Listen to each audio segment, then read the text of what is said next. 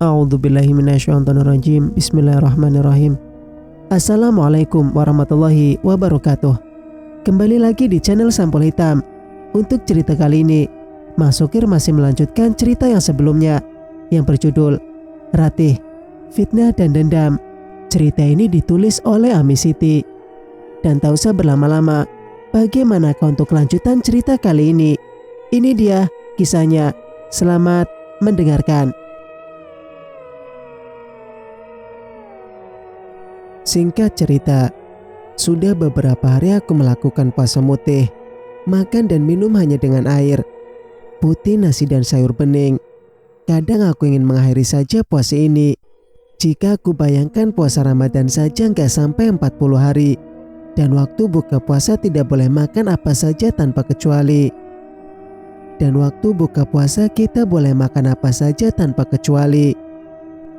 Mengapa puasa mutih ini hanya boleh makan nasi putih dan air putih saja? Aku benar-benar tak suka.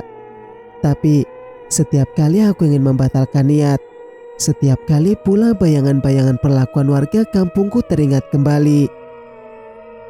Saat-saat ingin menyudahi puasa mutih, aku kembali teringat kejadian malam itu. Rasa sakit hati dan malu. Kejadian memalukan malam itu sudah lewat berbulan-bulan yang lalu. Tapi rasa sakitnya masih saja membekas di hati. Tidak, aku tidak boleh berhenti sampai di sini. Aku sudah setengah jalan melakukan ujian ini. Aku harus menuntaskannya. Aku pasti bisa. Takkan aku berhenti begitu saja. Aku harus menyelesaikan semua ini sampai tuntas. Sampai aku bisa membalas perbuatan mereka. Sampai dendamku terbalaskan. Singkat cerita, malam ini adalah malam ke-40, malam terakhirku melakukan puasa mutih. Tubuhku sudah sangat lemah dan kurus. Aku bahkan sudah lama tak melihat wajahku di cermin. Entah bagaimana sudah rupa dan wajahku. Pukul 00 malam, nenek mengetuk pintu kamarku. "Ratih, buka pintunya," ucap nenek membuatku terjaga. Setelah buka puasa aku langsung tertidur. Entah mengapa selama melakukan puasa mutih ini, aku jadi malas untuk sholat. Dulu walau sehari cuma 3 kali, aku masih sempat melakukan ibadah. Tapi sekarang, sehari sekalipun sudah tak pernah. Semakin lama, aku semakin lupa akan sholat. Nenek juga kulihat tak pernah melakukannya. Apa mungkin aku sudah mengikuti jejak nenek sedikit demi sedikit? Aku membuka pintu kamar. Kulihat nenek membawa nampan berisi bunga melati dan sedap malam dan beberapa bunga lainnya. "Ratih, malam ini kamu sudah menyelesaikan syarat pertama. Selamat Ratih, kamu berhasil." Aku hanya mengangguk saja. Tubuhku masih lemas tak berdaya. "Kamu sekarang sudah bisa bicara, Ratih. Dan sudah boleh makan apa saja." Aku hanya mengangguk saja. "Apa yang nenek bawa?" tanyaku penasaran.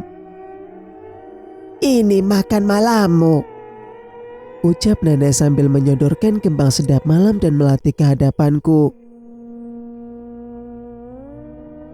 "Apa ini, Nek? Bunga untukku?" tanyaku masih bingung.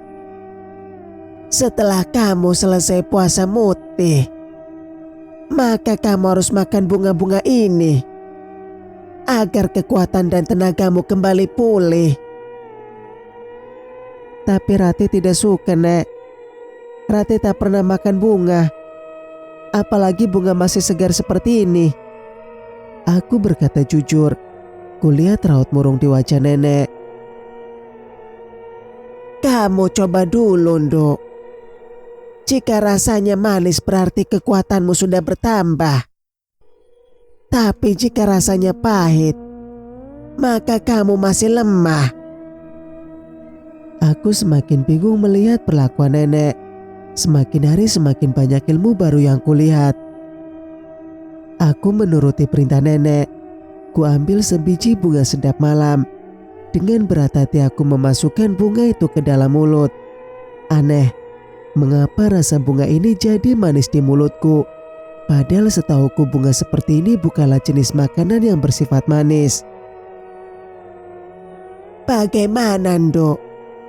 Manis atau pahit?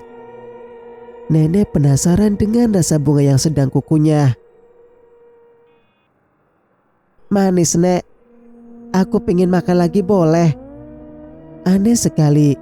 Baru pertama kali aku makan bunga ini. Tapi mengapa rasanya manis? Bukankah seharusnya rasanya asam atau sepet gitu? Selamat, Nduk. Kamu berhasil. Kekuatan nenek sedikit demi sedikit akan mengalir kepadamu. Ternyata kamu memang betul-betul lulus menjalani ujian ini. Nenek menyuruhku menghabiskan sisa bunga yang ada di dalam nampan. Tenagaku berangsur-angsur kembali seperti sedia kala. Aku merasa lebih bertenaga sekarang. Gak salah nenek memilih kamu, Nduk, ucap nenek sambil menepuk pundakku. Setelah memakan bunga-bunga itu, aku merasakan sensasi lain dari diriku. Tak bisa kujelaskan dengan kata-kata. Seolah-olah ada sesuatu kekuatan masuk ke tubuhku. Kekuatan tak kasat mata lebih tepatnya. Nduk, mandilah dengan air yang sudah nenek siapkan di sumur. Besok kamu sudah mulai lelaku bertapa. Kamu siap kan? Harus besok, Nek. Gak bisa ditunda lusa. Tanyaku penasaran. Tidak. Harus besok. Malam besok nenek akan mengantarkanmu ke dalam hutan. Di sana ada sebuah gua keramat. Nah, di sana kamu harus menyepi selama 1 minggu. Kamu jangan khawatir. Nenek selalu menjaga dan melindungimu. Kamu juga jangan takut. Apapun yang terjadi padamu itu adalah ujian agar mentalmu kuat. Kamu mengerti, Nduk? Iya Rati ngerti, Nek. Baiklah, kamu mandi dulu. Besok malam kamu akan melalui ujian baru. Aku beranjak ke sumur untuk mandi kembang 7 rupa. Sekalipun airnya sangat dingin, aku harus mandi. Aku mengguyur air kembang 7 rupa ke badanku. Dingin sekali airnya seperti air es. Dingin sekali. Setelah selesai, aku langsung keluar dari kamar mandi menuju kamar. Singkat cerita, pukul 00, aku dan nenek sudah berada di dalam hutan. Tak butuh waktu lama untuk masuk ke hutan, karena rumah nenek memang berada di perbatasan hutan dengan pemukiman penduduk. Hanya butuh waktu 5 menit kami sudah sampai di depan gua. Ini tempatnya. Nenek menunjukkan sebuah gua berukuran 2 meter. Aku bergidik ngeri. Seumur-umur aku baru pernah masuk ke dalam tempat sangkar ini. Nenek yakin ini tempatnya? Aku merasa ngeri membayangkan masuk ke dalam gua itu. Pasti akan ada ular dan binatang berbisa lainnya. Belum lagi ada dedemit penghuni tetap gua ini. Jangan khawatir, Nduk. Mereka akan berteman denganmu jika kamu mampu melewati segala ujian nantinya. Rati takut, Nek. Nenek mengeluarkan sebuah kantung berwarna hitam. Aku tak tahu apa isinya. Peganglah ini. Ini adalah jimat penangkal segala binatang berbisa. Kamu tak akan digigit oleh binatang berbisa manapun. Aku mengambilnya. Tapi, Nek, jika ada dedemit yang ganggu gimana? Tanyaku penasaran. Mereka hanya mengganggu pikiranmu saja. Jika kamu tidak melawan dan mengikuti segala perintah nenek, maka nenek jamin mereka tidak bisa menyentuhmu. Anggap saja mereka itu hanya halusinasimu saja. Karena sejatinya mereka berbeda alam dengan kita. Baiklah, Nek. Sekarang masuklah ke dalam. Ingat pesan nenek. Jangan takut pada apapun yang kamu lihat. Dan jangan keluar sebelum hari ke-7. Anggap saja semua yang ada di dalam gua ini adalah ujian bagimu. Jika kamu berhasil, maka kamu bisa mengendalikan mereka. Aku pun masuk ke dalam gua tanpa ditemani oleh nenek. Nenek akan memantaumu dari luar. Tak usah takut. Jika hari ke-7 sudah tiba, nenek akan menjemputmu ke dalam. Baiklah, Nek. Tanpa menunggu lama aku memasuki gua itu. Gelap dan pengap. Itulah yang kurasa pertama kali. Kulanjutkan langkah kaki hingga aku menemukan lokasi yang tepat untukku beristirahat. Sebongkah batu besar menjadi tempatku duduk bersila. Kukosongkan pikiran dan fokus pada tujuanku. Tiba-tiba terdengar suara yang entah dari mana asalnya. Entah bunyi apa di sana.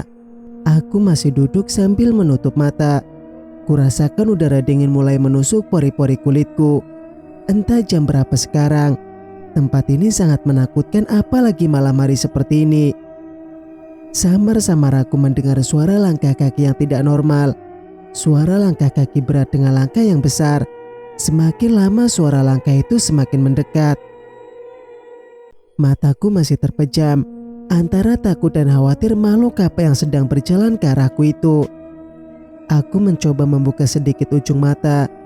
Mengintip kalau saja itu harimau atau macan, aku akan ambil langkah 1000. Namun, betapa kagetnya aku. Beberapa meter di depanku berdiri sesosok berbulu lebat dan bertaring. Orang-orang menyebutnya genderuwo. Jantungku rasanya mau copot. Ingin aku berteriak dan lari sekuat tenaga. Tapi tiba-tiba makhluk itu pergi entah kemana. Mungkin dia hanya ingin menunjukkan eksistensinya.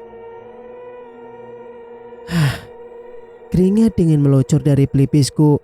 Akhirnya makhluk itu pergi dari penglihatanku. Kali ini aku membuka mata.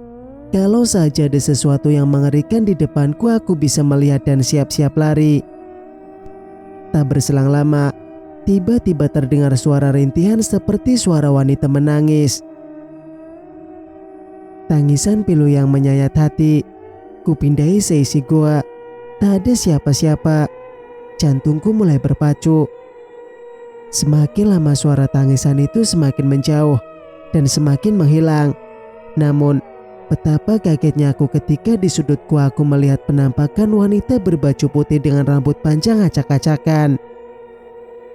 Dek. Rasanya aku ingin menangis dan berlari. Takut dan juga panik. Aku menutup mata rapat-rapat berharap sosok Kunti itu segera pergi dari hadapanku. Gawat, dia memanggilku. Ku coba membuka mata. Betapa terkejutnya aku, sosok itu sudah berdiri di hadapanku.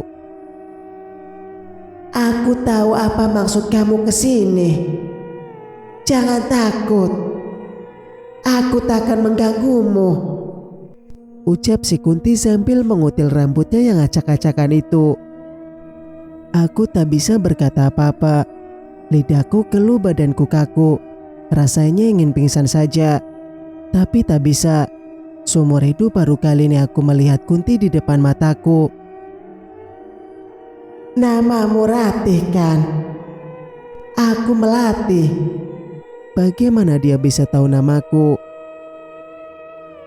Aku tahu maksud kedatanganmu ke sini, Ratih. Aku tahu apa yang terjadi padamu sebelumnya. Nasib kita hampir sama. Tapi aku lebih mengenaskan. Aku sempat diperkosa lalu dibunuh. Jasadku dibuang ke hutan ini. Tak ada yang tahu aku sudah mati. Bahkan keluargaku sendiri. Berbulan-bulan lamanya aku di hutan ini tak ada yang menguburkan mayatku. Hingga mayatku menjadi tulang belulang.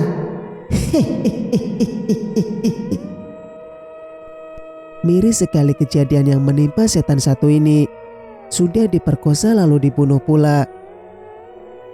Bejat sekali laki-laki yang melakukan itu. Mungkin Kunti ini juga dendam pada orang yang telah merampas kehormatannya itu. Aku masih diam 1000 bahasa. Tak ada nyali untuk berbicara dengan makhluk menakutkan itu. Kamu tak usah takut padaku. Aku tak akan mencelakaimu. Aneh, makhluk itu seperti bisa membaca pikiranku. Aku akan membantumu membalaskan dendammu. Tapi ada syarat, bahwa aku ikut bersamamu kemanapun kamu pergi. Kamu bersedia? Apa-apaan dia? Wujudnya saja menakutkan, bagaimana mungkin aku membawanya ikut bersamaku? Pertanyaan macam apa ini? Melihat wujudnya aku sudah ngeri. Bagaimana bisa aku membawanya bersamaku? Aku tak akan menampakkan wujud setanku padamu jika kamu menuruti syaratku. Bagaimana? Tanya si Kunti bernegosiasi. Aku bingung harus menjawab apa. Daripada berlama-lama aku mengangguk saja. Terima kasih. Kalau kau membutuhkan aku, panggil saja namaku 3 kali. Ucap sosok itu sebelum menghilang begitu saja. Syukurlah, akhirnya Kunti itu pergi juga dari hadapanku. Aku merasa jijik melihatnya. Wajahnya rusak. Ada banyak belatung dari lubang matanya yang bolong. Tak terasa pagi sudah menyingsing. Sinar matahari menembus gua tempatku bertapa. Perutku mulai terasa lapar. Untung saja nenek memberiku bekal makanan agar aku tidak mati kelaparan di dalam gua ini. Hari berganti hari. Tak terasa sudah 5 hari 5 malam aku berada di gua ini. Setiap malam aku mendapat gangguan dari makhluk halus. Tapi aku bisa mengatasinya. Aku mulai bisa menaklukkan rasa takutku. 2 malam lagi aku akan menyelesaikan ujian ini. Singkat cerita, malam ini malam ke-7. Artinya ini malam terakhirku berada di dalam gua ini. Malam ini suasana terasa begitu panas. Tidak seperti malam biasanya. Apa jangan-jangan makhluk halus itu akan menggangguku lagi? Tiba-tiba suasana menjadi hening. Tak ada suara. Tiba-tiba muncul segerombol makhluk berkepala dan bertanduk seperti kepala kerbau tapi bertubuh manusia. Aku tak tahu makhluk jenis apa itu. Mereka kelihatan ingin menyampaikan sesuatu padaku. Ambillah ini, Ratih. Ucap salah satu dari makhluk itu. Antara bingung dan kaget. Benda apa yang dimaksud? Awalnya berupa percikan api. Lalu lama-lama padam. Aku mengambil sesuatu dari tanah. Seperti bongkahan batu berwarna hitam. Lebih tepatnya seperti batu cincin. Sepertinya bukan batu sembarangan. Apakah batu ini hadiah dari mereka untukku? Itu hadiah dari kami karena kamu sanggup bertahan di sini selama sepekan. Kemudian makhluk itu menghilang seperti asap. Takut, tak lagi kurasakan sekarang. Aku sudah terbiasa dengan wujud dan penampakan makhluk astral. Semenjak selesai melakukan puasa mutih, rasa takutku pada makhluk halus sedikit demi sedikit berkurang. Bahkan sekarang telah selesai 7 malam berturut-turut di sini, aku tak takut lagi pada yang namanya hantu. Tak berselang lama, pagi pun datang. Udara malam berganti dengan sinar matahari yang cukup cerah. Tak sabar rasanya ingin keluar dari tempat ini. Ratih, Ratih. Suara nenek memanggil namaku. Aku bangkit lalu menghampiri nenek yang sudah berada di pintu masuk goa. Aku ingin segera berlari menghampiri nenek. Tapi tenagaku tinggal sedikit. Untuk berjalan saja rasanya susah sekali. Akhirnya nenek yang mendekatiku. Selamat Ratih, kamu berhasil, ucap nenek sambil menepuk pundakku. Dengan langkah berat nenek memapaku masuk ke dalam gubuk tuanya. Istirahat dulu, Nduk. Kamu pasti lelah dan lemah, ujar nenek seraya membopong tubuh kurusku di ranjang usang miliknya. Tanpa menjawab perintahnya, aku langsung berbaring di peraduan yang telah usang itu. Kamu istirahat dulu ya, Nduk. Nenek mau masak dulu. Aku hanya mengangguk saja. Lelah, letih dan ngantuk. Itu yang kurasakan sekarang. Tak berselang lama aku pun telah tertidur dan terbuai ke dalam mimpi. Dalam mimpi aku melihat suasana kampungku. Orang-orang yang dulu mempermalukanku kini sedang mendapat suatu wabah. Kulit mereka merah dan terkelupas. Yang paling menjijikan adalah si Rudi tua bangka. Tubuhnya dipenuhi borok yang sangat menjijikan. Berdau dan bernanah. Tak ada seorang pun yang mau mendekatinya. Samar-samar aku mendengarkan suasana memanggil namaku. Ratih, Ratih. Tapi aku tak tahu siapa gerangan yang memanggil namaku. Tak kutemukan sosok perempuan yang memanggilku. Tiba-tiba aku melihat emak sedang kesakitan. Tubuh emak terlihat sangat kurus dan lusuh. Lalu datang segerombolan orang hendak menyiksa emak. Tidak. Aku terbangun dari mimpi buruk di siang bolong. Hanya mimpi. Kamu kenapa, Nduk? Tanya nenek menghampiriku. Ratih mimpi buruk, Nek. Ratih melihat emak mau disiksa. Itu hanya mimpi, Nduk. Ratih takut Nek emak kenapa-napa. Kamu tenang saja, Nduk.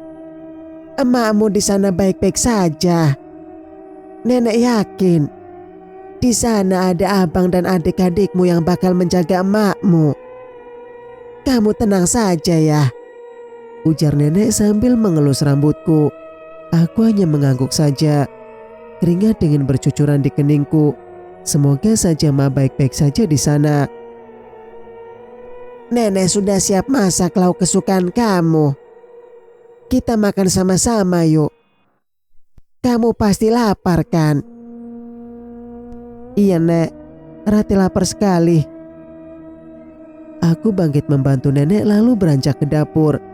Harum masakan nenek tercium begitu enak. Ada ikan kakap bakar dan sayur asam pedas. Langsung saja aku menyendok nasi dan lauk ke dalam piring. Dengan rasa lapar yang sudah diubun-ubun, aku langsung menyantap hidangan nenek dengan cepat dan lahap. Pelan-pelan, Dok. Nanti kamu kesedak. Tanpa memperdulikan perkataan nenek, aku masih saja melahap nasi di piringku. Ratih lapar sekali, Nek. Sudah seminggu Ratih gak makan nasi. Cuma makan roti sama air putih saja. Iya, Nenek tahu. Nenek juga pernah merasakan sepertimu, Nduk. Tapi ya pelan-pelan makannya, Nduk. Jangan buru-buru. Hanya sekian detik, semua nasi dalam piringku ludes.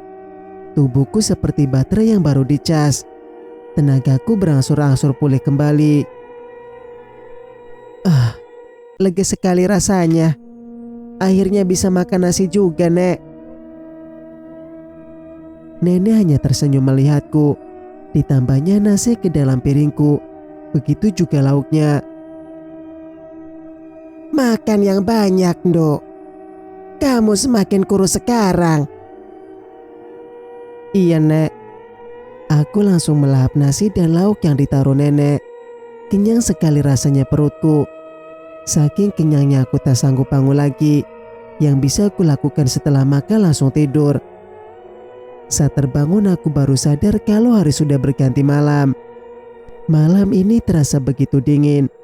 Hening dan sepi kembali menyapa di gubuk riot nenek. Aku mencari di mana keberadaan nenek. Mungkin sedang di kamarnya. Tapi setelah aku telusuri kamarnya, nenek tak ada. Kemana perginya nenek? Tiba-tiba nenek datang menghampiriku dengan membawa sebuah nampan dan wajan yang sudah berisi air serta kembang 7 rupa. Apa itu, Nek? Tanyaku penasaran. Kamu tidak usah banyak pertanyaan, Dok.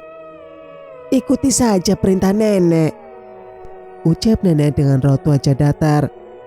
Diambilnya sebuah wajan berisi air putih lalu diletakkan di depanku. Aku tak mengerti apa maksud nenek. Malam ini kita akan mulai pembalasan dendammu, Dok, ucap nenek sambil menatapku penuh arti. Aku hanya mengangguk, mengikuti segala titah nenek. Aku juga sudah tak sabar untuk mencoba bagaimana ilmu ini bekerja. Pasti sangat menarik mencobanya untuk membalas dendamku. Masukkan tanganmu ke dalam wajan ini, Dok. Pelan-pelan saja. Lalu fokuslah. Aku langsung memasukkan tangan kananku ke dalam wajan. Tutup matamu. Dan bayangkan wajah orang yang kamu benci. Lalu alirkan semua energimu ke dalam wajan ini. Keluarkan sekuat tenaga, ucap nenek sambil menuntun tanganku ke dalam wajan yang sudah berisi air dan bunga. Aku pun menutup mata dan membayangkan wajah orang yang pernah membuatku sakit hati. Orang pertama yang kubayangkan adalah si Rudi. Ya, dia orang pertama yang harus mendapatkan pembalasan dariku. Nenek nampak komat kami tidak jelas. Aku masih menutup mata. Kurasakan tangan nenek menyentuh dahiku. Aku merasakan aliran panas yang mengalir dari tangan nenek, lalu masuk ke dalam kepalaku. Lalu air yang semula tenang, kini perlahan mendidih dan terasa panas. Aku membuka mata. Betapa kagetnya kulihat wajan di depanku airnya telah berubah menjadi warna merah. Nenek memberi aba-aba agar aku bisa tenang dan tidak panik. Lalu nenek mengangkat tanganku dari wajan itu. Dapat kulihat korban pertamaku di dalam wajan. Ya, dia adalah si Rudi tua bangka. Dia sedang kepanasan dan gatal-gatal seluruh tubuhnya. Ini belum seberapa. Hanya percobaan sejauh mana sudah ilmuku. Mungkin besok akan ada yang lebih parah lagi kubuat. Malam ini dia tidak akan bisa tidur dengan tenang, Dok. Lihatlah saja bagaimana akibatnya kalau menyakiti cucu nenek, ucap nenek sambil tersenyum sinis. Singkat cerita, malam ini nenek kelihatan kurang sehat. Sejak pagi hingga malam nenek hanya terbaring di atas kasur. Makan pun nenek tak mau. Nenek sakit ya? Tanyaku pada nenek yang sedang berbaring di kasur. Enggak, nenek cuma lemas saja, Dok. Besok juga baik kan? Jawab nenek menyimpan sakitnya. Nenek mau apa biar Hati buatkan? Nenek gak mau apa-apa, Dok. Cukup kamu temani saja, nenek sudah senang. Tapi nenek belum makan. Nenek sedang gak selera makan, Dok. Kalau kamu lapar, kamu makan saja duluan ya. Aku tahu nenek sedang sakit, tapi nenek menyembunyikan sakitnya padaku. Terlihat jelas dari wajah nenek yang pucat dan tubuhnya yang lesu. Aku tidak bisa memaksa nenek untuk makan. Dari dulu nenek tidak suka dipaksa. Jika ia berkata tidak, maka tak ada cucu-cucunya yang melawan. Semua cucu nenek patuh padanya. Begitupun aku. Dok, panggil nenek sambil terbatuk-batuk. Aku mengusap dada nenek pelan. Begitu terasa tulang-tulang yang melapisi kulitnya. Nenek semakin lama semakin kurus. Iya, Nek. Nenek butuh apa? Buka lemari nenek, Dok. Ambil buku tebal yang ada ikatannya, ucap nenek sambil menunjukkan arah ke lemari usangnya. Aku mendekati lemari yang berada tak jauh dari ranjang nenek. Kubuka sedikit pintu lemari kayu nenek. Bunyi pintu lemari kayu yang kugeser. Di dalamnya nampak begitu banyak buku-buku lama. Aku tak tahu harus mengambil yang mana. Yang mana, Nek? Yang sampulnya warna hitam, Dok. Aku langsung mengambil buku sampul hitam yang sudah usang. Dari sampulnya bertuliskan mantra sakti Diwa. Aku langsung menyerahkan buku itu pada nenek. Dok, mulai sekarang buku ini milikmu, ucap nenek seraya menyerahkan buku itu padaku. Buku apa ini, Nek? Tanyaku penasaran. Ini kumpulan ajian yang harus kamu hafal dan pelajari. Di sini banyak mantra dan ajian peninggalan leluhur kita. Di sini juga ada mantra yang nenek baca waktu kamu mengirim teluh kepada orang yang sudah menyakitimu itu. Apa Rati harus menghafal seluruh isi buku ini, Nek? Tak perlu kamu hafal, Dok. Jika sering kamu baca dan amalkan, maka lambat laun akan menempel dalam ingatanmu. Simpanlah buku ini baik-baik, Dok. Nenek percayakan semua ilmu nenek padamu. Bagaimana cara menggunakannya, Nek? Semua cara dan syaratnya ada di dalam buku itu, Dok. Kamu hanya perlu membacanya, Dok. Baik, Nek. Ingat, Dok. Jangan sampai buku ini berpindah ke tangan orang lain. Hanya keturunanmu saja yang boleh menggunakannya. Karena buku ini peninggalan leluhur kita secara turun-temurun. Aku hanya mengangguk saja mendengar penjelasan nenek. Pelajarilah isinya, Dok. Nenek tahu kamu orang yang tepat. Nenek rasa usia nenek tidak akan lama lagi. Sudah saatnya nenek mewariskannya padamu. Nenek jangan berkata begitu. Nenek pasti akan sehat lagi kok. Aku mencoba menghibur nenek. Tidak, Dok. Waktu nenek gak lama lagi. Semua ilmu nenek sudah nenek wariskan padamu. Itu berarti waktu nenek tak akan lama lagi. Jangan tinggalin Rati, Nek. Ucapku mulai sedih. Walaupun raga nenek mati, tapi jiwa nenek akan selalu bersamamu, Dok. Ingat itu. Ilmu nenek akan menyatu denganmu. Kapanpun dan dimanapun nenek akan selalu bersamamu, Dok. Kecuali apa, Nek? Kecuali kamu melanggar pantangan. Pantangan apa, Nek? Kamu tidak boleh menikah dengan laki-laki yang memiliki kembar ari-ari. Jika itu kamu lakukan, maka semua ilmumu akan hilang begitu saja dengan ilmu yang ada pada nenek. Semua akan hilang sendiri. Baik, Nek. Rati mengerti. Ya sudah kalau begitu. Istirahatlah, Dok. Besok kamu harus melakukan pekerjaan rumah sendiri. Tubuh nenek belum sanggup bekerja. Tidak apa-apa, Nek. Nenek juga istirahat ya. Jangan banyak pikiran.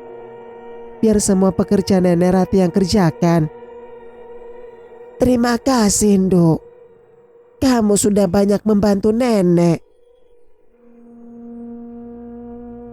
Gak usah terima kasih, Nek. Itu semua sudah kewajiban Rati. Ya sudah, nenek istirahat ya. Aku menutup tubuh nenek dengan selimut. Tubuh nenek terasa begitu dingin. Aku juga mempunyai firasat kalau nenek tidak baik-baik saja. Singkat cerita, kubuka halaman demi halaman buku pemberian nenek. Warnanya sudah usang, bahkan beberapa lembar ada yang sudah dimakan rayap. Dok, kamu jaga baik-baik ya buku ini. Jangan sampai jatuh ke tangan orang lain selain keturunanmu. Tita nenek yang sedang berada di pembaringan. Dan ingat, Dok, pergunakanlah di saat kamu sangat membutuhkan. Jangan kamu salah gunakan. Nanti kamu sendiri yang akan menanggung akibatnya. Ucap nenek membuatku takut. Pasti, Nek. Pasti akan Ratih pergunakan sebaik mungkin. Malam kian larut. Nenek sudah tidur sejak tadi. Entah mengapa aku sulit memejamkan mata. Ku coba membuka buku pemberian nenek. Ku baca-baca isinya. Ada banyak sekali ujian dan mantra-mantra kuno. Aku ingin sekali mencobanya. Baiklah, mari kita coba kehebatan buku ini. Gumamku dalam hati. Aku membayangkan wajah orang yang telah menyiramku dengan air selokan pada malam itu. Ya, 2 orang lelaki tua. Yang satu memegang tanganku dan yang satunya lagi mengguyur dengan air selokan yang kotor dan bau itu. Kubayangkan wajah mereka berdua. Lalu kurapalkan ajian. Ajian yang bekerja membuat kulit menjadi lebih atau hangus secara perlahan. Aku ingin tangan yang sudah mengguyurku dengan air comberan itu merasakan akibatnya. Sakit hatiku belum sembuh. Ditambah rasa malu yang teramat sangat pada warga dan tetangga yang menontonku malam itu. Aku sudah berteriak minta tolong, bahkan menangis meraung-raung agar mereka tidak menghukumku atas kesalahan yang tidak pernah kulakukan. Namun, telinga dan hati mereka seolah tertutup. Tak ada satupun yang mendengar apalagi percaya pada penjelasanku. Bahkan Pak Lurah, ia hanya diam saja tak berkutik saat aku mati-matian menjelaskan bahwa itu adalah fitnah. Tapi dia sama saja seperti yang lain. Maka tunggulah akibatnya. Kalian telah memantik api dendam dalam jiwaku. Aku telah bersumpah tidak akan kembali ke kampung itu sebelum dendamku terbalas. Setelah selesai membaca ajian tadi, aku mengambil air dan baskom. Kuletakkan bunga 7 rupa dan kurapalkan mantra sebuah penglihatan jarak jauh agar aku bisa melihat apa yang sedang mereka berdua rasakan. Aku bisa melihat dengan jelas. 2 lelaki tua itu sedang merasakan tangannya kepanasan. Itu baru permulaan, belum seberapa. Tunggulah sampai besok. Tangan mereka akan semakin kepanasan dan lama-lama akan melepuh, menghitam dan hangus secara perlahan. Betapa hatiku puas menyaksikan kesakitan mereka. Seperti hanya mereka puas menyaksikan malam itu. Ternyata buku pemberian nenek sangat mujarab. Aku baru mengetahuinya sekarang. Tak akan kusia-siakan benda berharga ini. Akan kupelajari semua isinya. Dan aku akan melihat bagaimana orang-orang yang telah menyiksaku mendapatkan balasan dariku. Dan setelah semua dendamku terbalaskan, barulah aku akan kembali ke kampung penuh dengan dendam itu. Aku bersumpah, demi nama nenekku, aku akan membalas mereka yang telah menghina dan mempermalukanku tanpa belas kasih.